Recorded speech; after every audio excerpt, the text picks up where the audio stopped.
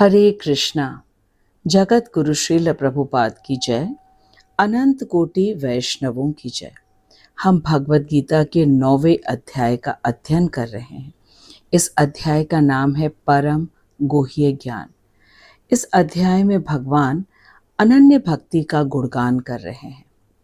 इस अध्याय के प्रथम 3 श्लोकों में भगवान ने खूब विस्तार से अनन्य भक्ति की महिमा का वर्णन किया है। अनन्य भक्ति को ही केवला भक्ति कहते हैं और यही भक्ति योग की परम सिद्धि है। आज हम श्लोक संख्या 2 का अध्ययन श्रील प्रभुपाद जी के तात्पर्य को पढ़कर करेंगे। हमने पिछले वीडियो में श्रील विश्वनाथ चक्रवर्ती ठाकुर जी के टीका में से एक एक शब्द को गहराई से समझने का प्रयास किया था। मुझे आशा है कि आप सभी ने इस श्लोक के प्रथम भाग को अच्छी तरह देखा है, समझा है। आइए अब हम मिलकर श्लोक संख्या 2 का वाचन करें। तत्पश्चात श्रील प्रभुपाद जी के तात्पर्य को पढ़कर बिल्कुल सरल भाषा में इस अत्यंत महत्वपूर्ण श्लोक को समझने का प्रयास करते हैं। राजविद्या राजगुह्यम पवित्रम इदम उत्तमम प्रत्यक्ष अवगमं धर्म्यं सुसुखं कर्तुम् अव्ययम्।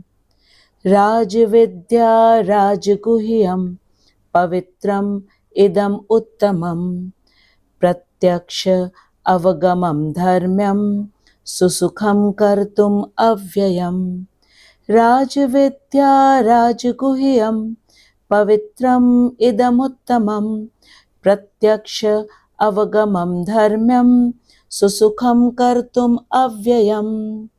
राजविद्या सब विद्याओं का राजा, राजगुह्यम सब गोपनीय ज्ञान का राजा, पवित्रम सबसे अधिक पावन, इदम यह, उत्तमम दिव्य, प्रत्यक्ष अवगमम जिसका फल प्रत्यक्ष अनुभव में आता है, धर्म्यम धर्ममय, सुसुखम अति सुगम है, कर्तुम साधन करने में, अव्ययम अविनाशी है। प्रभुपाद जी अपने अनुवाद में कह रहे हैं कि ये ज्ञान सब विद्याओं का राजा है, संपूर्ण गोपनीय रहस्यों का राजा, परम शुद्ध और स्वरूप साक्षात्कार कराने वाला परम धर्म है। यह अविनाशी है और साधन करने में बड़ा सुगम है। श्रील प्रभुपाद जी के तात्पर्य को पढ़ने से पहले आइए एक बार हम इस अध्याय के पहले श्लोक को दोहरा लेते हैं। श्री भगवान उवाच इदं तु ते गुह्यतमं प्रवक्ष्यामि अनुसूयवे ज्ञानं विज्ञान सहितं यज्ञात्वा मोक्ष से अशुभात्। श्री भगवान ने कहा, हे अर्जुन, तुझ ईर्ष्या रहित शुद्ध भक्त के लिए इस परम गोपनीय ज्ञान को विज्ञान सहित कहूँगा, जिसे जानकर तू संसार के क्लेशों से मुक्त हो जाएगा। भगवान ने अर्जुन से कहा कि मैं तुम्हें अनन्य भक्ति के विषय में बताऊंगा, क्योंकि तुम मेरे शुद्ध भक्त हो। तुम मुझसे ईर्ष्या नहीं करते और इस परम गोपनीय ज्ञान को मैं तुम्हें ज्ञान विज्ञान सहित बताऊंगा, जिसे जानकर तुम संसार के समस्त क्लेशों से मुक्त हो जाओगे। भगवान ने कहा ज्ञान विज्ञान सहित बताऊंगा, अर्थात भगवान के पूर्ण स्वरूप का ज्ञान और उस स्वरूप को प्राप्त करने का जो साधन है भक्ति, उसका ज्ञान दूंगा। इसी को विज्ञान कहते हैं। भगवान ने कहा कि इस परम गोपनीय ज्ञान को केवल शुद्ध भक्तों को ही दिया जा सकता है और यह ज्ञान विज्ञान को जानकर समस्त अशुभ से तुम मुक्त हो जाओगे। अशुभ अर्थात इस दुखमय संसार से मुक्त हो जाओगे और यहाँ फिर कभी नहीं आना पड़ेगा। और अब आज के श्लोक में भगवान कह रहे हैं कि यह अनन्य भक्ति राज विद्या है। राज विद्या अर्थात समस्त विद्याओं का राजा। प्रभुपाद जी कह रहे हैं कि विद्या दो प्रकार की होती है, विद्या और अविद्या। विद्या का अर्थ है उपासना या पूजा। जब कोई व्यक्ति अपनी स्वेच्छा से भगवान की ओर अग्रसर होता है, किसी के कहने पर नहीं, तो कहते हैं कि यह व्यक्ति विद्यावान है। और अविद्याग्रस्त वो व्यक्ति होता है जो भगवान से स्वेच्छा से विमुख होता है। तो हमने जाना कि जब कोई व्यक्ति अपनी स्वेच्छा से भगवान की ओर अग्रसर होता है तो उसे कहते हैं कि यह व्यक्ति विद्यावान है। और जो अविद्याग्रस्त हैं वो भगवान से स्वेच्छा से विमुख होते हैं। जो चीज़ें हमको भगवान से दूर ले जाने वाली हैं वह उनको करता है। वो कहा जाता है कि यह व्यक्ति अविद्याग्रस्त है, मोहग्रस्त है। अब हमने अच्छी तरह जान लिया कि विद्या क्या होती है और अविद्या क्या है। विद्या कई प्रकार के होते हैं, कर्मयोग, ज्ञान योग, अष्टांग योग, भक्ति योग। विद्या वह है जो हमें भगवान की ओर अग्रसर करे, और ये विद्या कई प्रकार की है, कर्म योग, ज्ञान योग, अष्टांग योग और भक्ति योग। ये सभी हमें भगवान की ओर ले जाते हैं, लेकिन इन सभी योगों में भक्ति योग सर्वश्रेष्ठ है। इसीलिए भगवान ने भक्ति योग को राज विद्या कहा है। इसके पश्चात भगवान ने कहा कि अनन्य भक्ति राज गुह्यम है। गुह्यम अर्थात गोपनीय। यहाँ जो कुछ बताया जा रहा है वह सब गोपनीय है, और जो गोपनीय नहीं है वह सब तो वर्तमान समय पे स्कूल, कॉलेज, यूनिवर्सिटी में बताया जा रहा है। यहाँ आत्मा और देह के विषय में बताया जा रहा है। यह है गुह्य ज्ञान। और आत्मा कैसे भगवान की भक्ति करे वह है गुह्यतर ज्ञान, और शुद्ध भक्ति है गुह्यतम ज्ञान।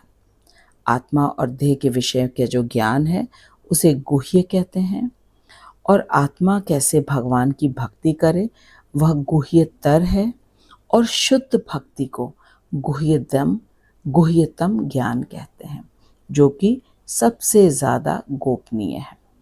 यही है गुह्यतम ज्ञान। जितने भी गुह्य ज्ञान है उनमें से जो सबसे ज़्यादा गुह्य ज्ञान है वह है शुद्ध भक्ति और शुद्ध भक्ति से संबंधित ज्ञान।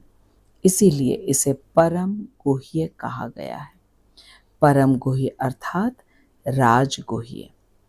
फिर कहा गया है कि यह परम पवित्रम है। परम पवित्रम अर्थात यह शुद्ध भक्ति समस्त पूर्व के पापों से पवित्र कराने वाला है, और पवित्र ही नहीं कराता बल्कि पाप करने की प्रवृत्ति को ही मूल से नष्ट कर देता है। यह प्रत्यक्ष अनुभव भी कराता है। यह धर्म्यम भी है, अर्थात यही वास्तविक धर्म है, और यह सुसुखम है, बड़े ही सुखपूर्वक किया जाता है। यह सब अनन्य भक्ति का गुणगान है। अन्य मार्ग बहुत क्लेश देते हैं, जैसे कि ज्ञान और ध्यान का मार्ग, लेकिन भक्ति का मार्ग तो बहुत सुसुखम है, बहुत ही सुखपूर्वक किया जाता है, और यह अव्ययम है। अव्ययम अर्थात जो कभी भी समाप्त ना हो। बाकी साधन तो अपनी सिद्धि दिलाने के बाद छूट जाते हैं, समाप्त हो जाते हैं। जैसे हृदय की शुद्धिकरण के बाद कर्मयोग छूट जाता है, भगवान के तत्व ज्ञान के बाद ज्ञान भी छूट जाता है, लेकिन भक्ति कभी नहीं छूटती। साधन अवस्था में भी साधक भक्ति करता है, और सिद्धावस्था में भी शुद्ध भक्त भक्ति ही करता है। भक्ति अर्थात प्रेम पूर्वक सेवा, यह कभी नहीं छूटती। इसीलिए भक्ति अव्यय है, अविनाशी है। यह ज्ञान सब विद्याओं का राजा है, संपूर्ण गोपनीय, रहस्यों का राजा, परम शुद्ध और स्वरूप साक्षात्कार कराने वाला परम धर्म है। यह अविनाशी है और साधन करने में भी बड़ा ही सुगम है। यह है अनन्य भक्ति का गुणगान। आइए अब हम श्रील प्रभुपाद जी द्वारा दिया गया तात्पर्य को पढ़ते हैं। जगत गुरु श्रील प्रभुपाद की जय, अनंत कोटि वैष्णवों की जय। श्रील प्रभुपाद अपने तात्पर्य में कह रहे हैं कि श्रीमद् भगवद गीता के इस अध्याय को राजविद्या कहा गया है, क्योंकि ये सभी पूर्व वर्णित मतों एवं दर्शनों का सार है। प्रभुपाद जी कह रहे हैं कि गौतम, कणाद, कपिल, याज्ञवल्क्य, शांडिल्य, वैश्वानर तथा वेदांत सूत्र के रचयिता व्यासदेव, ये 7 प्रधान दर्शन वेत्ता हुए हैं। यही हमें भगवान के विषय में बताते हैं। इस प्रकार दर्शन अथवा दिव्य ज्ञान का क्षेत्र अत्यंत ही समृद्ध है। श्री भगवान कहते हैं कि यह 9वां अध्याय इन सब विद्याओं का राजा तथा वेदों और विभिन्न दर्शनों से अध्ययन से प्राप्त होने वाले संपूर्ण ज्ञान का सार है। श्रील प्रभुपाद कह रहे हैं कि समस्त वेदों का सार है भगवद गीता, और भगवद गीता के बीच के 6 अध्याय गीता का सार है, और इन 6 अध्यायों में भी यह 9वां और 10वां अध्याय सार है। अर्थात यह दोनों अध्याय अत्यंत महत्वपूर्ण है, क्योंकि यहाँ भगवान शुद्ध भक्ति के विषय में बोल रहे हैं, जो कि अत्यंत गोपनीय विषय है। प्रभुपाद कह रहे हैं कि यह दिव्य ज्ञान परम गोपनीय है। क्यों? क्योंकि इसमें आत्मा और देह के भेद को जाना जाता है। संपूर्ण गोपनीय ज्ञान की स्वामिनी यह राज विद्या है, और इस राज विद्या का फल है भक्ति योग। प्रभुपाद जी कह रहे हैं कि सामान्यतः लोगों को इस राज विद्या की शिक्षा नहीं दी जाती है। उनकी शिक्षा बाह्य ज्ञान तक ही सीमित रहती है। वर्तमान समय में सामान्यतः लोगों को राज विद्या की शिक्षा बिल्कुल नहीं दी जाती है, और केवल बाह्य शिक्षा तक ही सीमित रखा जाता है। जहाँ तक साधारण शिक्षा का संबंध है, वहाँ राजनीति, समाजशास्त्र, भौतिकी, रसायन शास्त्र, गणित, खगोल, यंत्र शास्त्र आदि आदि कितने ही क्षेत्रों में बहुत से मनुष्य व्यस्त हैं। विश्व में ज्ञान के कितने ही विभाग और विश्वविद्यालय विद्यमान हैं, लेकिन दुर्भाग्यवश ऐसा कोई विश्वविद्यालय अथवा विद्या संस्थान नहीं है जो कि आत्म तत्व की शिक्षा देता हो। देह में आत्मा का महत्व सबसे अधिक है, यहाँ तक कि उसके बिना देह बिल्कुल निरर्थक हो जाती है। फिर भी लोग इस प्राण के आधार आत्मा की उपेक्षा कर केवल शारीरिक आवश्यकताओं को महत्व दे रहे हैं। प्रभुपाद जी बिल्कुल स्पष्ट रूप से कह रहे हैं कि देह में आत्मा का महत्व सबसे अधिक है, यहाँ तक कि उसके बिना देह बिल्कुल निरर्थक हो जाती है। फिर भी लोग इस प्राण के आधार आत्मा को उपेक्षा कर केवल शारीरिक आवश्यकताओं की ओर महत्व दे रहे हैं। प्रभुपाद जी कह रहे हैं कि यह ज्ञान जिसको समझ में आ जाता है वह भगवान का शुद्ध भक्त कहलाएगा। कौन सा ज्ञान? परम गुह्य ज्ञान। आगे प्रभुपाद जी कह रहे हैं कि प्रभु के दासों का भगवान के जिस ऐश्वर्य को जानने की अपेक्षा की जाती है, प्रभु के दासों को भगवान के जिस ऐश्वर्य को जानने की अपेक्षा की जाती है, उस ऐश्वर्य को जानकर प्रभु का दास बनना बहुत सरल हो जाता है, अर्थात अनन्य भक्त बनना बहुत ही सरल हो जाता है। श्रील प्रभुपाद का कहना है कि सामान्यतः लोगों को इस राज विद्या की शिक्षा ही नहीं दी जाती। उनकी शिक्षा केवल बाह्य वस्तुओं की होती है, बाह्य ज्ञान तक ही सीमित रहती है।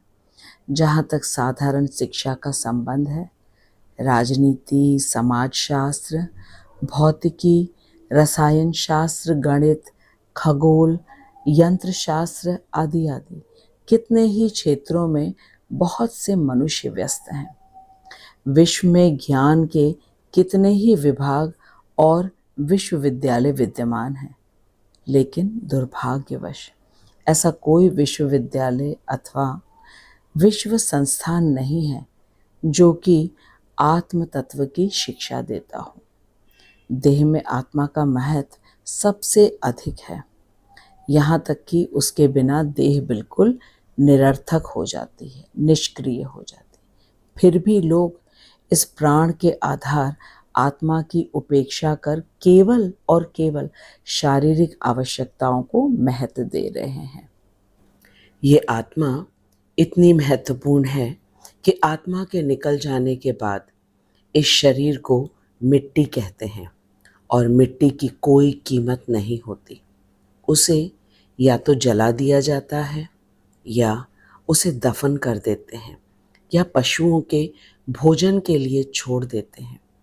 बच्चे बच्चे को तक ये मालूम है कि आत्मा के निकल जाने के बाद ये मिट्टी है, परंतु ये आधुनिक समाज की शिक्षा प्रणाली का ये दुर्भाग्य है कि आत्मा के विषय में किसी स्कूल, कॉलेज या यूनिवर्सिटी में नहीं पढ़ाया जाता है। प्रभुपाद जी कह रहे हैं कि भगवत गीता में विशेष रूप से 2वें अध्याय से आत्म तत्व की महिमा को गौरवान्वित किया गया है सांख्य योग के द्वारा। श्री भगवान ने अपने उपदेश को प्रारंभ करते हुए इस देह को नश्वर और आत्मा को नित्य बताया है। देह से भिन्न आत्मा निर्विकार, अविनाशी एवं सनातन है। यह गोपनीय ज्ञान है, लेकिन ये परम गोपनीय ज्ञान नहीं है, परंतु इससे आत्मा के संबंध में कोई निश्चयात्मक ज्ञान नहीं होता। कभी कभी तो लोग इस भ्रांति में रहते हैं कि आत्मा देह से भिन्न तो है, परंतु देहांत अथवा देह से मुक्ति हो जाने पर वह शून्य अथवा निर्विशेष में लीन हो जाती है, परंतु वास्तव में यह सत्य नहीं है। ये किस प्रकार संभव है कि देह में अत्यंत क्रियाशील रहने वाला आत्मा देह मुक्त होने पर निष्क्रिय हो जाए? श्रील प्रभुपाद हमसे बहुत ही महत्वपूर्ण बात बता रहे हैं कि कोई यदि सोचता है कि देहांत अथवा देह से मुक्ति हो जाने के बाद वह शून्य अथवा निर्विशेष में लीन हो जाएगा, लेकिन ये सत्य नहीं है, क्योंकि ये संभव ही नहीं है कि देह में जो अत्यंत क्रियाशील रहने वाला आत्मा है वह देह मुक्ति होने के बाद निष्क्रिय कैसे हो जाएगा। आइए इस बात को अच्छी तरह समझते हैं। आत्मा और देह के भेद के ज्ञान को गोपनीय कहते हैं और आत्मा किस प्रकार भगवत धाम में भगवान की सेवा करता है यह है परम गोपनीय, क्योंकि ये तो इस जगत का कोई व्यक्ति देख नहीं पाता है कि ये आत्मा किस प्रकार से गोलोक वृंदावन में भगवान की सेवा करता है। यही है इसकी परम गोपनीयता। अतः शुद्ध भक्ति ही परम गोपनीय है, राज विद्या है। भगवान के धाम में सभी शुद्ध भक्त हैं और वे किस प्रकार भगवान की सेवा करते हैं यही राजविद्या है। आत्मा नित्य क्रियाशील है, क्योंकि यदि वह नित्य है तो नित्य क्रियाशील भी है, क्योंकि आत्मा हमेशा ही नित्य है, भगवान का अंश है। जिस प्रकार भगवान नित्य है, आत्मा भी नित्य है। इसलिए आत्मा कभी भी क्रिया विहीन नहीं होती। तो जो लोग ये सोचते हैं कि देहांत या देह की मुक्ति हो जाने के बाद शून्य में या निर्विशेष में लीन हो जाते हैं, यह धारणा उनकी गलत है। यद्यपि भगवान उन्हें अपने निर्विशेष तत्व जो कि ब्रह्म ज्योति है उसमें लीन हो जाने देते हैं, क्योंकि वही उनकी इच्छा है, लेकिन आत्मा निष्क्रिय हो जाती है, यह कभी भी सत्य नहीं है। भगवत धाम में उसके द्वारा संपादित कार्यकलाप का ज्ञान ही परम गोपनीय है। जो हमने समझा कि भगवत धाम, गोलोक वृंदावन धाम में किस प्रकार से आत्मा भगवान की सेवा करते हैं, यही परम गोपनीय ज्ञान है। आत्मा की इन्हीं क्रियाओं को यहाँ राज विद्या कहा गया है। यह ज्ञान परम विशुद्ध क्रिया है, जैसा वैदिक शास्त्रों में उल्लेख है। पद्म पुराण में मनुष्य के पाप कर्मों का विश्लेषण कर यह सिद्ध किया गया है कि वे पाप के ही फल हैं। सकाम कर्मी नाना प्रकार के पापों के बंधन में पड़े हैं। उदाहरण स्वरूप, जब किसी वृक्ष के बीज का आरोपण किया जाता है तो वह तत्काल बढ़ता प्रतीत नहीं होता, उसे बढ़ने में कुछ समय लगता है। बीज से वृक्ष बनने में कुछ समय अवश्य लगता है। एकदम से बीज से वृक्ष नहीं बन जाता है। पहले पहले वह छोटे से अंकुर के रूप में दृष्टिगोचर होता है, बाद में वृक्ष के रूप में फलता फूलता है। इस क्रम के पूर्ण होने पर बीज बोने वाला उसके फल फूल का उपयोग कर पाता। यह है बीज से वृक्ष बनने की पूरी क्रिया। बीज के समान ही मनुष्य के पाप कर्म को भी फलित होने में समय लगता है। इस बात को समझना अत्यधिक आवश्यक है, क्योंकि प्रायः हम ये देखते हैं कि कोई व्यक्ति पाप कर्म कर रहा है, लेकिन फिर भी उसका सब कुछ अच्छा हो रहा है, और कोई व्यक्ति अच्छे कर्म कर रहा है लेकिन फिर भी उसके साथ इतना बुरा क्यों हो रहा है। ये प्रश्न प्रायः सभी के मन में रहता है। तो इसका कारण ये है कि जो व्यक्ति वर्तमान समय में पाप कर्म करता हुआ दिख रहा है और उसका सब कुछ अच्छा हो रहा है, उसका कारण ये है कि उसके पूर्व जन्मों में उसने बहुत से पुण्य कर्म किए हैं, जिसके कारण से उसे इस भौतिक जगत का सुख मिल रहा है, और उसके पाप अभी बीज के रूप में हैं, और बीज को अंकुरित होने में थोड़ा समय लगता है। जिस प्रकार किसी वृक्ष का कोई बीज पहले अंकुरित होता है, फिर उससे नन्हा पौधा निकलता है, फिर इस नन्हे पौधे को वृक्ष बनने में समय लगता है, और फिर वृक्ष में फल लगता है। यही प्रक्रिया है पाप रूपी फल की भी। उसके फलीभूत होने में समय लगता है। इसीलिए सबको लगता है कि कोई व्यक्ति पाप करने के बाद भी आनंद में है, सुख में है, और वहीं कोई दूसरा व्यक्ति सारे अच्छे कार्य करता है, नेक कार्य करता है, लेकिन फिर भी दुख भोग रहा है, क्योंकि उसके पाप फलीभूत हो गए हैं। इस जीवन में वह अच्छे कार्य अवश्य कर रहा है, लेकिन पूर्व के अनंत जन्मों में उसने कितने पाप किए हैं, यह किसी को नहीं मालूम है। ये तो एकमात्र भगवान को ही मालूम है, जो कि परमात्मा रूप में प्रत्येक जीवात्मा के हृदय में विराजमान है। इसीलिए पाप के सिद्धांत को समझना अति आवश्यक है, अन्यथा सामान्यतः व्यक्ति यह निष्कर्ष पर पहुंच जाता है कि कुछ भी करो कुछ नहीं होता। प्रभुपाद जी कहते हैं कि कर्मफल की भिन्न भिन्न अवस्थाएं हैं। पाप कर्म से हट जाने पर भी पाप कर्म के फल भोगने पड़ते हैं। इसका कारण ये है कि सब पाप एक साथ फल नहीं देते। जहाँ बहुत से पाप कर्म अभी बीज रूप में होते हैं, वहाँ दूसरे पापों का फल सुख दुख के रूप में फलित हो जाता है। भगवद गीता के 7वें अध्याय के श्लोक संख्या 20 में भगवान बता रहे हैं कि पाप कर्म करने की सोच कहाँ से आती है, पाप क्यों करता है व्यक्ति। कामेस्तैर्तैर हृतज्ञाना प्रपद्यन्ते अन्य देवता।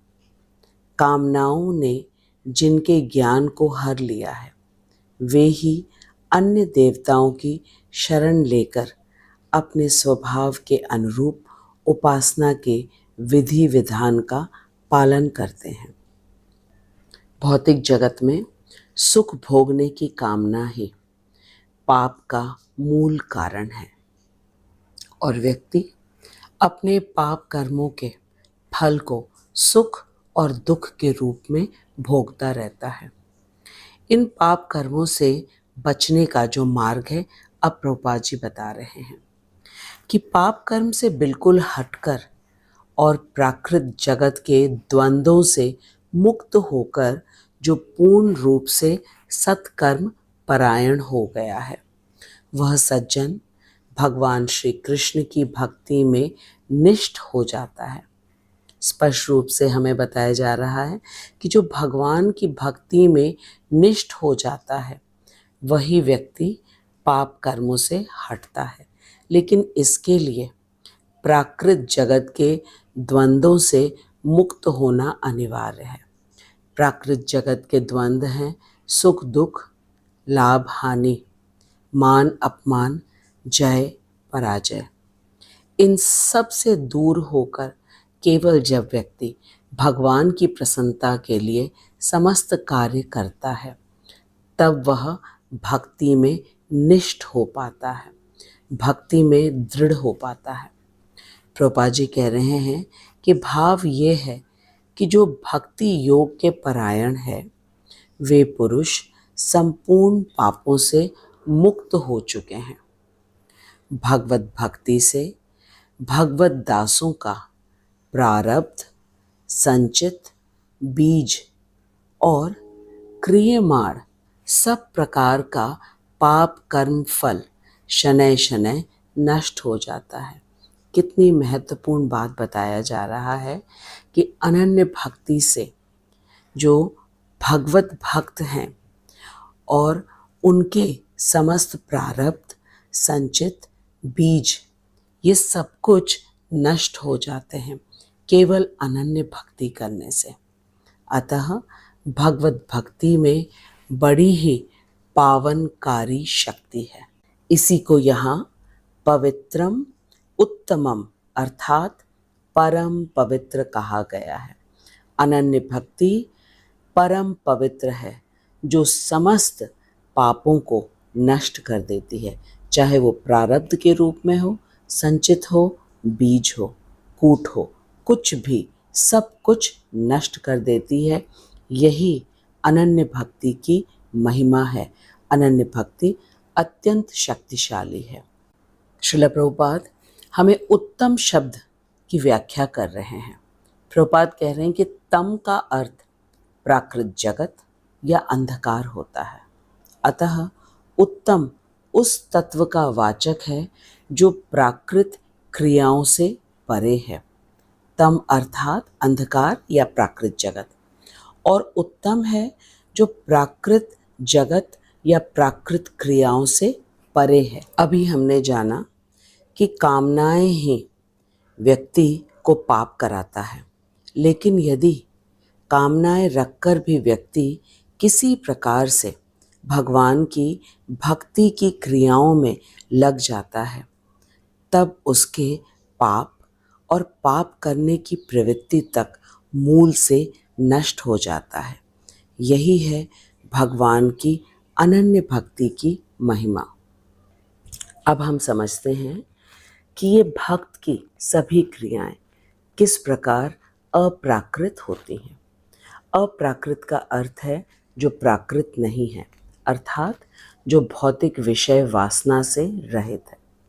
भौतिक विषय वासना का अर्थ है इंद्रिय तृप्ति की तीव्र भावना से भरा हुआ। भक्त अपनी इंद्रिय तृप्ति की इच्छा से पूर्ण रूप से रहित होता है। वह तो केवल और केवल कृष्ण की प्रसन्नता के लिए प्रत्येक कार्य करता है। आइए इस बात को व्यवहारिक रूप से समझते हैं कि भक्त और अभक्त में क्या अंतर है। तो एक भक्त नौकरी करता है, व्यवसाय करता है, घर चलाता है, घर को खूब अच्छी तरीके से साफ सुथरा भी रखता है। उसका बैंक में अकाउंट होता है, वो पैसे भी बचाता है, बाजार जाता है, सब्जी लाता है, सब कुछ करता है। लेकिन यह सब कुछ वह कृष्ण के लिए करता है। वह कभी भी प्याज लहसुन नहीं खरीदेगा, क्योंकि भगवान को पसंद नहीं है। वह एकादशी का पालन करेगा और एकादशी में केवल फल लाएगा, क्योंकि ये भगवान को पसंद है। उसके घर में तुलसी जी अवश्य होंगी और जो फल और जो फूल भगवान को अर्पण किया जाता है, वह पेड़ उसके घर में होंगे। वह भगवान के पसंद से वस्त्र पहनता है, बिना नहाए कभी रसोई में नहीं जाता और भगवान का भोग बनाते समय कभी भी झूठा नहीं करता है। वह कहीं भी जाता है तो वो कृष्ण के लिए जाता है और रास्ते में यदि चींटियाँ, अन्य कीड़े पैरों के नीचे या गाड़ी के नीचे आ जाते हैं, इसका पाप उस भक्त को नहीं लगता। इसका एकमात्र कारण है कि वह जहाँ कहीं भी जाता है वह कृष्ण के लिए ही जाता है। वह अपनी इंद्रिय तृप्ति के लिए कोई कार्य नहीं करता। तो यदि उसके पैरों के नीचे, गाड़ी के नीचे चींटी या अन्य कोई जीव आ जाता है तो उसका पाप उसे नहीं लगता है। लेकिन इस बात से वह असावधान नहीं रहता है। भक्त हमेशा सावधान रहता है। हमारे पास मृगारी का उदाहरण है। मृगारी इतना ज़्यादा संवेदनशील हो गया कि 1 वर्ष तक जब उसने ओम नमो भगवते वासुदेवाय नमः का जप किया और फिर 1 वर्ष के बाद जब नारद जी आ रहे थे तो मृगारी उन्हें प्रणाम करने के लिए जा रहा था, तो वो ज़मीन में जितने भी कीड़े हैं उनको सावधानी पूर्वक से हटाते हुए जा रहा था। वो जानता है भली भांति कि ये प्रत्येक जीवात्मा में भगवान विराजमान है। वो इतना संवेदनशील हो जाता है। भक्त को भक्ति के प्रताप से कोई पाप नहीं लगता, लेकिन फिर भी भक्त बहुत सावधान हो जाता है। भक्ति बहुत शक्तिशाली है। ये समस्त पापों को नष्ट कर देती है पलक झपकने में, लेकिन फिर भी भक्त बहुत सावधान होता है। यह भक्त की संवेदनशीलता है, क्योंकि वो हर जगह भगवान को देख पाता है, भगवान को अनुभव कर पाता है। ये अनन्य भक्ति की महिमा है। अब हम समझते हैं कि अभक्त कैसा होता है। अभक्त भी नौकरी करता है, व्यवसाय करता है, बचत करता है, लेकिन यह सब उसकी इंद्रिय तृप्ति के लिए है और वो अपने भविष्य को सुरक्षित करने के लिए वह बचत करता है, भगवान की सेवा के लिए नहीं। वह बाजार जाता है, सब्जी लाता है, फल लाता है, लेकिन भगवान की पसंद से नहीं। वह अपने माता पिता की पसंद का ध्यान रखता है, पत्नी संतान की पसंद का ध्यान रखता है।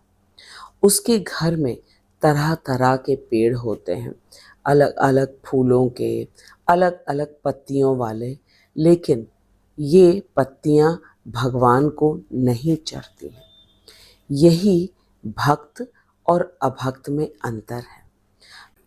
भक्त सब कुछ भगवान की पसंद से करता है और अभक्त सब कुछ अपने पसंद का करता है। यही मूल रूप से अंतर है एक भक्त और अभक्त में। कहने का तात्पर्य यह है कि भाव का ही अंतर है। क्रिया तो समान है, लेकिन भाव का अंतर है। भक्त के लिए भगवान सब कुछ है और अभक्त के लिए उसकी अपनी इंद्रियां, अपनी इच्छाएं ही सर्वोपरि हैं। भाव का अंतर है भक्त और एक अभक्त की क्रियाओं में। भगवान भावग्राही जनार्दन है। वे हमारे भाव को देखते हैं, क्रियाओं को नहीं देखते। इसीलिए कहा गया है कि भक्तों को समझना आसान नहीं है, क्योंकि वे एक सामान्य व्यक्ति के समान ही सभी कार्य करते हुए प्रतीत हो। श्रील प्रभुपाद कह रहे हैं कि भक्ति की क्रियाओं को प्राकृत कभी भी नहीं समझना चाहिए। चाहे कभी कभी भक्त एक विषयी व्यक्ति के समान ही कार्य करता हुआ क्यों न देखे, खूब मेहनत से कार्य करता है, लेकिन वह भगवान की संतुष्टि के लिए करता है, भगवान की प्रसन्नता के लिए करता है। भक्ति योग से परिचित तत्वदृष्टा ही जानता है कि भक्तों की क्रियाएं प्राकृत नहीं होती। प्राकृत अर्थात भौतिक, अपनी इच्छा की पूर्ति के लिए। वे सभी मायिक गुणों के विकार से पूर्ण रूप से मुक्त, अप्राकृत तथा भगवत परायण है। भगवान की संतुष्टि के लिए, भगवान की प्रसन्नता के लिए। इसी को कहते हैं भगवत परायण कार्य। और ये एक भक्त के लक्षण हैं कि वो प्रत्येक कार्य को केवल और केवल भगवान की प्रसन्नता के लिए करता है। प्रभुपाद जी आगे कह रहे हैं कि कहा जाता है कि भगवत भक्ति का साधन इतना पूर्ण है कि परिणाम प्रत्यक्ष अनुभव में आ जाता है। जैसे कि लाइट अगर जल गई है तो ये बताने की आवश्यकता नहीं है कि चारों तरफ रोशनी हो गई, या सूर्य उदय जब हो जाता है तब सब कुछ अपने आप साफ साफ दिखता है। कहने का तात्पर्य है सब कुछ प्रत्यक्ष रूप से अनुभव हो सकता है। प्रभुपाद जी अपने ही अनुभव से बता रहे हैं कि हमें स्वयं प्रत्यक्ष अनुभव है कि जो कोई भी श्री कृष्ण के पवित्र नाम का हरे कृष्णा कृष्णा कृष्णा हरे हरे, हरे राम राम राम हरे हरे, इस नाम का कीर्तन करता है, उसे यथा समय चिन्मय रसानुभूति होती है और वह अति शीघ्र संपूर्ण सांसारिक दोषों से पूर्ण शुद्ध हो जाता है। यह वास्तव में देखा गया है। प्रभुपाद जी कह रहे हैं कि यदि कोई हरे कृष्ण महामंत्र का जप करता है तो शीघ्र ही उसे भगवत प्रेम की अनुभूति होती है और उसके समस्त दोष पाप नष्ट हो जाते हैं और वह पूर्ण रूप से शुद्ध हो जाता है। इससे आगे अगर वह भगवान की कथा लीला का श्रवण करता है और भगवान के प्रसार प्रचार और कृष्ण भावनामृत की धर्म प्रसारिणी क्रियाओं में सहयोग करता है। एक तो वह हरे कृष्ण महामंत्र का जप करता है और साथ ही कथा श्रवण और भगवान का प्रचार प्रसार कार्य करने में अत्यधिक जब वह उत्सुक रहता है तो उसे शनैः शनैः पारमार्थिक उन्नति का अनुभव होता है। पारमार्थिक उन्नति अर्थात भगवान के धाम की ओर अग्रसर होना, ये भगवान की अनुभूति का वो अनुभव करता है। प्रभुपाद जी कह रहे हैं कि ये पारमार्थिक उन्नति किसी भी प्रकार की कोई पूर्व शिक्षा अथवा योग्यता पर निर्भर नहीं है। केवल और केवल हरे कृष्ण महामंत्र, भगवान का कथा श्रवण और भगवान के प्रचार प्रसार कार्यों में यदि कोई सहयोग देता है तो उसे पारमार्थिक उन्नति अवश्य ही मिलती है। यह पथ स्वरूप से ही इतना पावन है कि इसके परायण होने मात्र से मनुष्य अपने आप शुद्ध हो जाता है और इस बात का प्रत्यक्ष अनुभव वह स्वयं करता है। जैसे कि एक भूखा व्यक्ति जब वह भोजन करता है तो उसे तुष्टि, पुष्टि और भूख से निवृत्ति होती है और उसे इस बात को किसी से पूछने की आवश्यकता नहीं होती है, न तो अपने माता पिता से और न ही गुरु से, जबकि प्रत्येक कार्य को गुरु से पूछ के किया जाता है। लेकिन जब कोई व्यक्ति भोजन करता है तो उसे तुष्टि, भूख से निवृत्ति का स्वयं ही अनुभव होता है। ठीक उसी प्रकार जो व्यक्ति भक्ति की क्रियाओं में लगता है उसे परेशानुभूति अर्थात भगवान हर जगह है इस बात की अनुभूति होती है। उसे भगवान का प्रेम मिलता है और वह भौतिक जगत से विरक्त हो जाता है। इसकी अनुभूति उसे स्वतः ही होती है और वह इस बात को इतनी अच्छी तरीके से अनुभव करता है, उसे किसी से पूछने की आवश्यकता नहीं कि वह भक्ति में अग्रसर हो रहा है या नहीं है। यह है अनन्य भक्ति का प्रत्यक्ष अवगमम, प्रत्यक्ष अनुभव। अनन्य भक्ति के प्रत्यक्ष अनुभव की बात को हमें समझाने के लिए प्रभुपाद जी नारद जी के बहुत सुंदर उदाहरण से हमें बताने वाले। प्रभुपाद जी कह रहे हैं कि वेदांत सूत्र में भी इस सिद्धांत का निरूपण है। प्रकाशश्च कर्मणा अभ्यासात, अर्थात भक्ति इतनी समर्थ है, इतनी शक्तिशाली है कि उसकी क्रियाओं के परायण होने मात्र से संदेह रहित जागृति हो जाती है, भगवत जागृति हो जाती है। नारद जी त्रिभुवन में भक्तों के अग्रणी हैं, पर उनका पूर्व जन्म एक दासी के घर हुआ था। इस कारण उनके लिए शिक्षा अथवा कुलीनता की प्राप्ति का कोई अवसर न था। प्रभुपाद जी ने हमें पहले भी बताया है कि पारमार्थिक उन्नति किसी प्रकार की कोई पूर्व शिक्षा अथवा योग्यता पर निर्भर नहीं करता। क्योंकि नारद जी दासी पुत्र थे, इसलिए उन्हें शिक्षा अथवा कुलीनता की प्राप्ति का कोई अवसर ही नहीं था। परंतु जब उनकी जननी महाभागवतों की सेवा करती तो वे भी तन्निष्ठ हो जाते थे। इस प्रकार कभी कभी माँ की अनुपस्थिति में वे अपने आप भी महाभागवतों की सेवा करने लगते। नारद मुनि की माँ महाभागवतों की सेवा करती और जब कभी माँ उनकी सेवा नहीं कर पाती तो नारद मुनि उन महाभागवतों की सेवा करने में तन्मय हो जाते, अर्थात पूरे हृदय से, पूरे मन से उन महाभागवतों की सेवा करते। नारद जी स्वयं कहते हैं कि उनकी आज्ञा से एक बार मैंने उनका उच्चिष्ट भोजन किया। किनकी आज्ञा से? महान भागवतों की आज्ञा से। इससे मेरी संपूर्ण पाप राशि तत्काल नष्ट हो गई और हृदय शुद्ध हो गया। नारद मुनि ने उनकी आज्ञा लेकर ये नारद मुनि की दैन्यता है, विनम्रता है।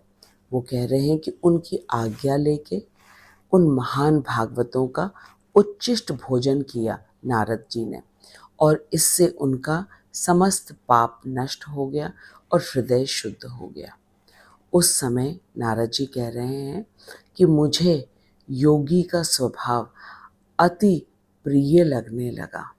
श्रीमद् भागवत में कहा गया है कि नारद जी अपने शिष्य व्यासदेव जी को कह रहे हैं कि पूर्व जन्म के बाल्यकाल में वे चातुर्मास के दिनों में महाभागवतों की सेवा किया करते थे, क्योंकि उनकी माँ सेवा करती थी तो साथ में नारद जी भी करते थे।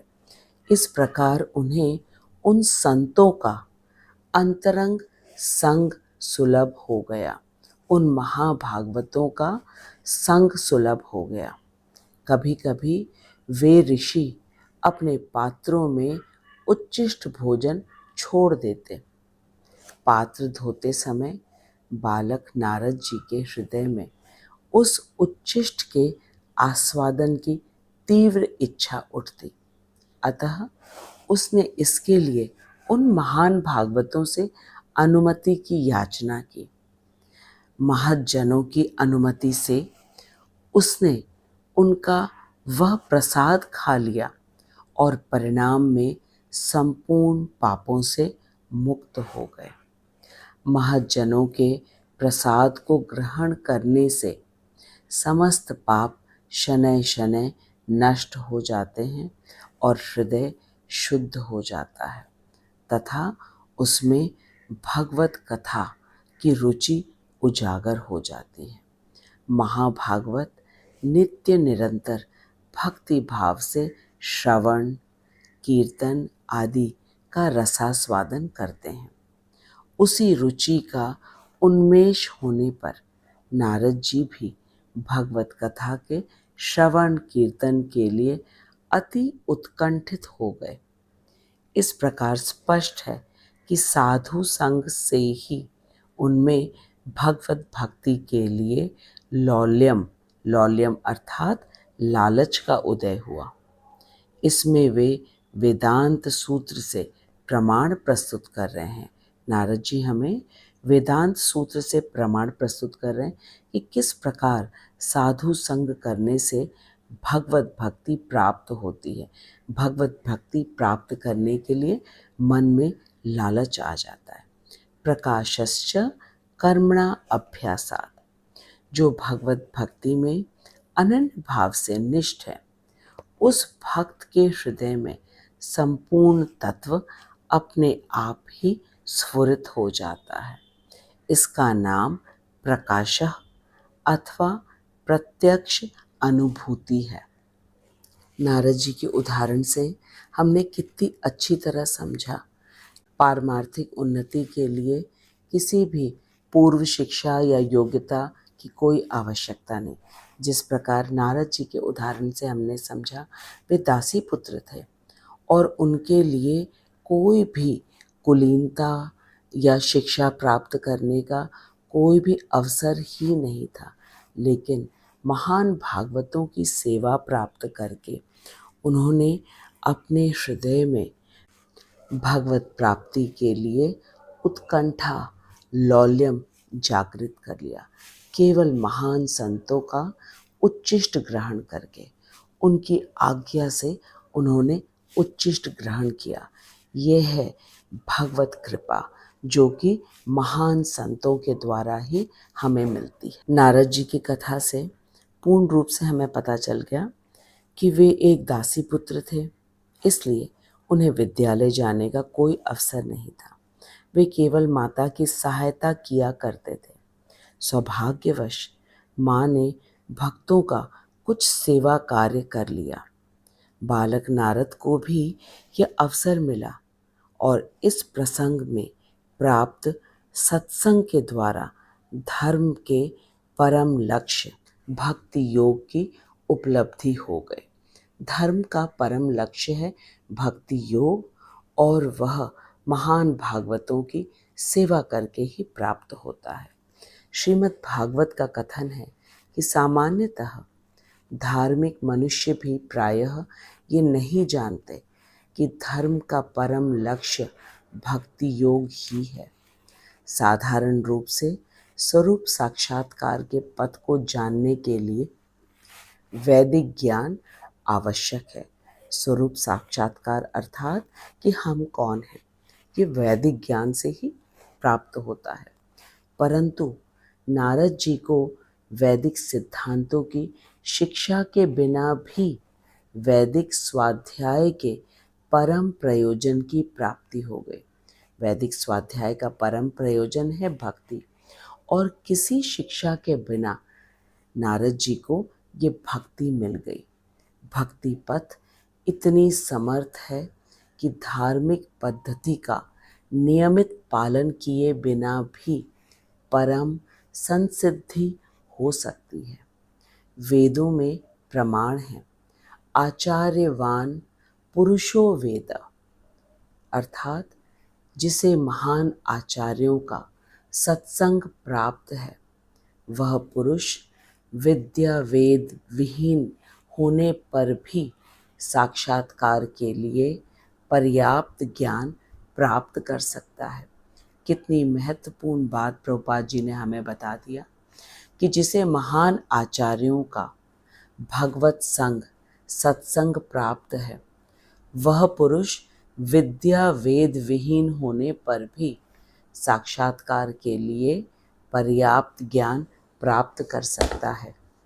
यदि वेद कोई ना भी पढ़े, लेकिन यदि वैष्णवों की सेवा कर ली उसने, तो उसे भक्ति अवश्य मिल जाएगी। यह वैष्णव सेवा की महिमा है, साधु संत सेवा की महिमा है, सत्संग की महिमा है। जैसे नारद जी को मिल गई थी, इस महान भागवतों की सेवा करने से ही शुद्ध भक्ति प्राप्त होती है।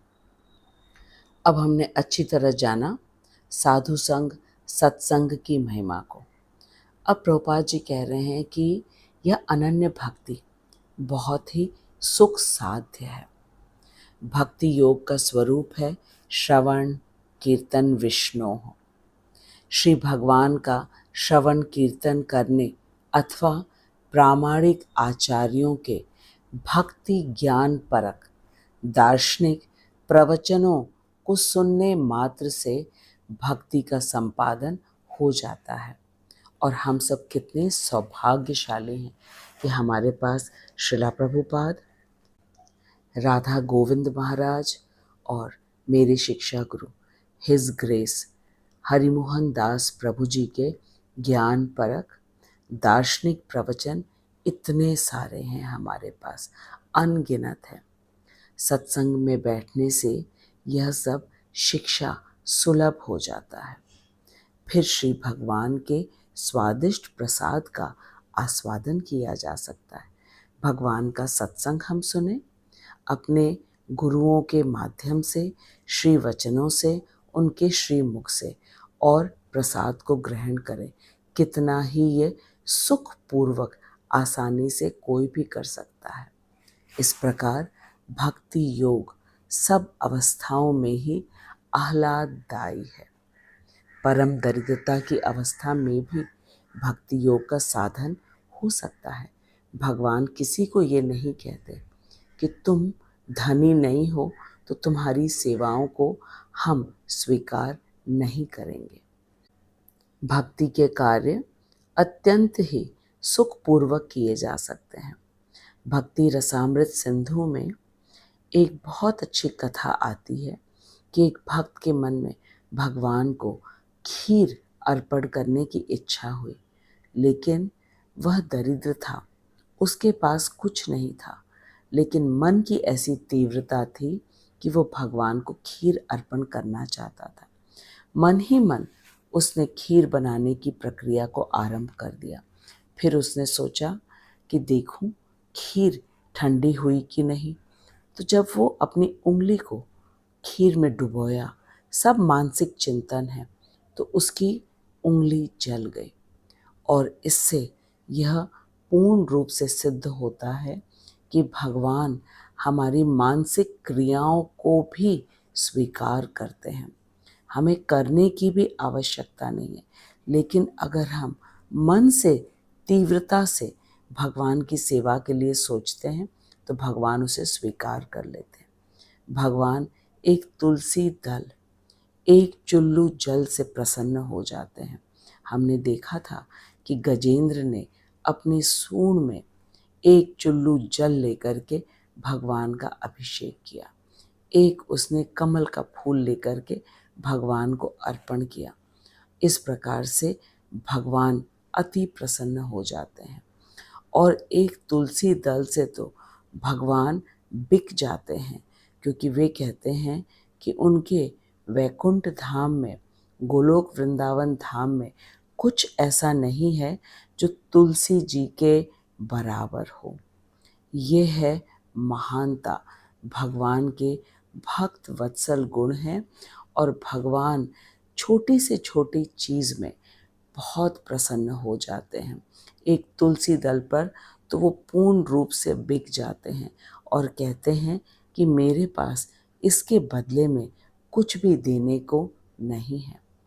प्रहलाद महाराज कहते हैं कि भगवान को तो प्रसन्न करना बहुत ही सहज है, लेकिन अपने कुटुंबों को संतुष्ट करना अत्यधिक कठिन है। क्योंकि अगर किसी कुटुंब को हम एक चुल्लू जल या एक तुलसी दल देंगे, वो कभी नहीं प्रसन्न होंगे। और कुटुंबों के अन्वेषण में भी बड़ा कष्ट होता है। अन्वेषण अर्थात खोज, क्योंकि कुटुंब हमेशा तो नहीं रहते। भगवान को कहीं खोजने की आवश्यकता नहीं, वो तो हमारे हृदय में बैठे हुए हैं। तो इस प्रकार भगवान की भक्ति करना अत्यंत सरल है और सुखपूर्वक कोई भी कर सकता है। श्री भगवान की वाणी है, पत्रम पुष्पम फलम। भक्त के किसी भी समर्पण को ग्रहण करने के लिए भगवान सदा ही आतुर रहते। प्रभुपाद जी कह रहे हैं कि पत्र पुष्प फल जल आदि ये पदार्थ विश्व में सर्वत्र उपलब्ध हैं। किसी भी वर्ण के मनुष्य द्वारा श्री भगवान को अर्पण किया जा सकता है। बहुत ही सहजता से कोई भी कहीं भी भगवान को अर्पण कर सकता है। एक पत्र, एक पुष्प, फल या जल। भक्ति भावमय समर्पण को वे अवश्य स्वीकार करते हैं, अंगीकार करते हैं। इतिहास में इसके अगणित उदाहरण हैं। भगवत चरणारविंद में अर्पित तुलसी का सौरभ का आघ्राण करने मात्र से सनत कुमार आदि महर्षि महाभागवत बन गए। सनत कुमार आदि अर्थात ब्रह्मा जी के 4 पुत्र केवल और केवल तुलसी दल को सूंघ करके, उसका सौरभ का आघ्राण करके वे महाभागवत बन गए। और हम सब के पास तुलसी दल कितनी सुलभ है। हम भगवान को अर्पण करें और प्रसाद के रूप में उसका सुगंध लें और हमें भक्ति सुलभ हो जाएगी। इस प्रकार भक्ति मार्ग अति उत्तम भी है और सुख साध्य भी है। प्रभुपाद जी कहते हैं कि श्री माधव तो बस भावग्राही हैं। उन्होंने शबरी के झूठे बेर खाए, विदुरानी के घर जाकर केले के छिलके खाए।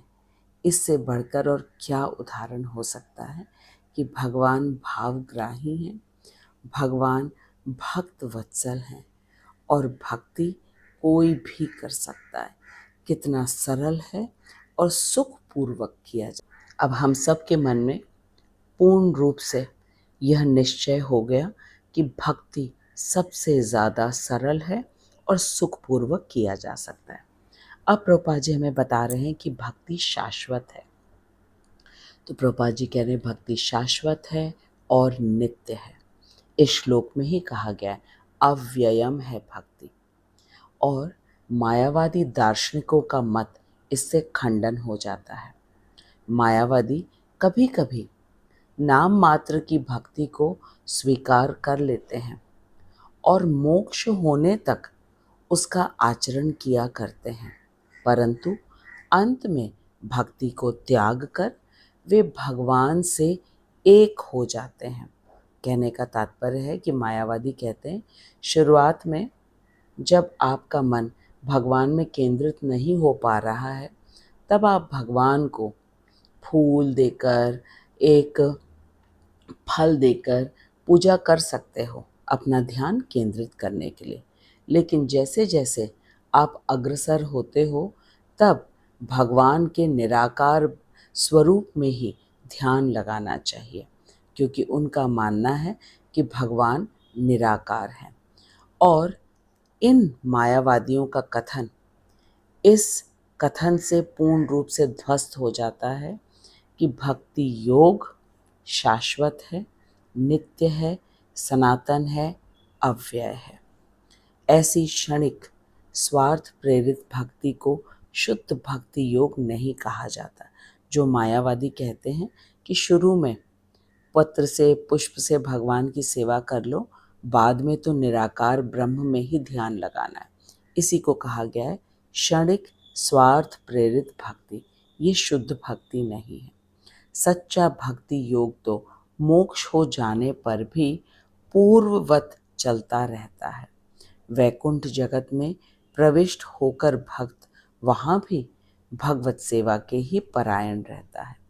वह भगवान से एक होने के लिए कभी प्रयत्न नहीं करता है। सच्चे भक्ति योग का आरंभ मुक्ति के बाद ही होता है। प्रभुपाद जी कह रहे हैं कि जो सच्चा भक्ति योग है वो तो मुक्ति के बाद ही आरंभ होता है। इसी कारण भगवद गीता में भक्त को ब्रह्मभूत कहा गया है। ब्रह्मभूत अर्थात जिसको भगवान की ब्रह्म ज्योति का ज्ञान है, जिसे पूर्ण रूप से ये मालूम है कि इस जगत की संपूर्ण वस्तुएं, संपूर्ण व्यक्ति अनित्य हैं, नश्वर हैं और एकमात्र भगवान शाश्वत हैं, नित्य हैं और उनका ब्रह्म ज्योति स्वरूप जो है वह उनकी अंग कांति है। इसको जो जानता है वह है ब्रह्मभूत। वह ज्ञान के आधार पर जानता है कि भगवान की ब्रह्म ज्योति है। व्यक्ति मुक्त अथवा ब्रह्मभूत हो जाने पर ही भक्ति योग का श्री गणेश कर सकता है अथवा आरंभ कर सकता है। जब भौतिक जगत में इंद्रिय तृप्ति की भावना पूर्ण रूप से समाप्त हो जाती है तभी भक्ति योग की क्रिया आरंभ होती है। भक्ति योग से भगवान के तत्व को जाना जा सकता है। भक्ति के बिना कर्म योग, ज्ञान योग, अष्टांग योग अथवा किसी अन्य योग का स्वतंत्र साधन करने से श्री भगवान के तत्व का बोध नहीं हो सकता। और भक्ति कर्मयोग, ज्ञान योग, ध्यान योग की तरह कभी समाप्त नहीं होती। भक्ति नित्य है और भक्ति कभी भी भगवान से एक होने की बात नहीं करता। वह तो हमेशा भगवान की सेवा करना चाहता है। प्रभुपाद जी स्पष्ट रूप से कह रहे हैं कि बाकी के सभी साधन नश्वर हैं, जैसा कि कर्म योग हृदय शुद्ध होने के बाद समाप्त हो जाता है। शुद्ध हृदय से ज्ञान योग आरंभ होता है। ज्ञान योग से भगवान के ब्रह्म ज्योति तथा परमात्मा रूप का ज्ञान होता है। ब्रह्म ज्ञान तथा परमात्मा ज्ञान के बाद व्यक्ति भगवान में ध्यान लगाता है। ध्यान योग आरंभ होता है, जिसमें योगी अपने हृदय में परमात्मा को देखने के लिए अष्टांग योग का अभ्यास करता है।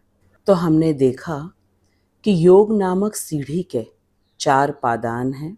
वो हैं कर्म योग, ज्ञान योग, ध्यान योग और सर्वश्रेष्ठ है भक्ति योग। कर्म योग का कार्य पूरा होने पर कर्म योग छूट जाता है, ज्ञान योग शुरू हो जाता है। ज्ञान योग को छोड़कर ध्यान योग की साधना आरंभ हो जाती है। ये तीनों मार्ग अंत हो जाता है, लेकिन भक्ति योग का कभी भी अंत नहीं होता। ये तीनों योग सीढ़ी के चरण अवश्य ही हैं, लेकिन यदि कोई सीधे भक्ति करना चाहे तो वह तीनों योग का फल केवल अनन्य भक्ति से उसे मिल सकता है। भक्त साधन अवस्था में भी भक्ति करता है और सिद्धावस्था में भी वह भक्ति ही करता है। इसीलिए भक्ति को अव्यय कहा गया है, नित्य कहा गया है, सनातन कहा गया है। मैं आशा करती हूँ कि हमारे आचार्यों की कृपा से 9वें अध्याय, जिसका नाम है राज विद्या राजगुह्य योग, इसका दूसरा श्लोक हमें अच्छी तरह समझ में आ गया। राज विद्या राजगुह्यम पवित्रम इदम उत्तमम प्रत्यक्ष अवगमम धर्म्यम सुसुखम कर्तुम अव्ययम। यह ज्ञान सब विद्याओं का राजा है, संपूर्ण गोपनीय रहस्यों का राजा, परम शुद्ध और स्वरूप साक्षात्कार कराने वाला परम धर्म है। यह अविनाशी है और साधन करने में बड़ा सुगम है। मेरे शिक्षा गुरु हिज ग्रेस हरिमोहन दास प्रभु जी कहते हैं कि जिस श्लोक में प्रभुपाद जी और हमारे आचार्यों की बहुत लंबी लंबी टीकाएं होती हैं, तात्पर्य होता है, वो बहुत ही महत्वपूर्ण श्लोक होता है। इसीलिए हमारे आचार्यों ने हमें एक एक शब्द को इतनी अच्छी तरीके से समझाया है। और हमने भी देखा कि पिछले वीडियो में श्री विश्वनाथ चक्रवर्ती ठाकुर की पूरे भाव अनुवाद अन्वय इसको हमने समझा, और इस वीडियो में हमने श्रीला प्रभुपाद जी के तात्पर्य को समझा है। अत्यंत महत्वपूर्ण है ये श्लोक। भगवान हमें अनन्य भक्ति का गुणगान कर रहे हैं, अनन्य भक्ति की महिमा का बखान कर रहे हैं। इसलिए हमारे आचार्यों ने हमें एक एक शब्द समझाया है। मैं श्रीला प्रभुपाद जी, श्रीला विश्वनाथ चक्रवर्ती ठाकुर और मेरे शिक्षा गुरु हिज ग्रेस हरिमोहन दास प्रभु जी को दंडवत प्रणाम करती हूँ, जिनकी अहेतु की कृपा से हम इस राजगुह्य राज विद्या के इस श्लोक को समझने का प्रयास कर पाए हैं। मैं आपको भी धन्यवाद देती हूँ कि आप इतने एकाग्र मन से भगवान के एक एक वचनों को ध्यान से सुनते हैं। अब अगले श्लोक में बहुत महत्वपूर्ण बात हमें पता चलेगा कि किनके लिए भक्ति योग हमेशा ही दुर्बोध और दुर्गम रहता है। बहुत महत्वपूर्ण श्लोक आने वाला है। ये 9वां और 10वां अध्याय अत्यंत महत्वपूर्ण है। किसी ने यदि 9वें और 10वें अध्याय को पूर्ण निष्ठा से भक्ति से समझने का प्रयास किया, उसे कृष्ण भक्ति अवश्य प्राप्त होगी।